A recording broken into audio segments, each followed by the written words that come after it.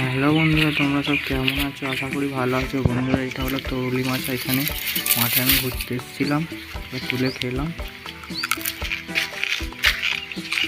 বন্ধুরা, এই সাইডে বেগুন গাছের চাষ করা হয়েছে, আমাদেরকে দেখাই। একটু কাছে দিয়ে দেখাই বন্ধুরা, দেখতেই পাচ্ছ এখানে পুরো জমিটাতে বেগুন গাছের চাষ করেছি। দেখো,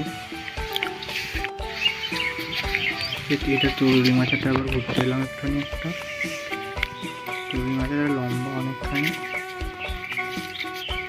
দেখতেই পাচ্ছ। তাহলে ওই সাইডে আবার মূলো গাছ আছে, দেখাচ্ছি তোমাদের।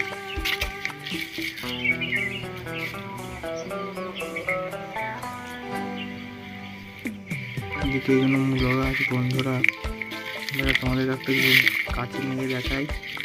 এখানে মূলো গাছে ছোট্ট ছোট্ট মূলো ধরে গেছে, দেখতেই পাচ্ছ।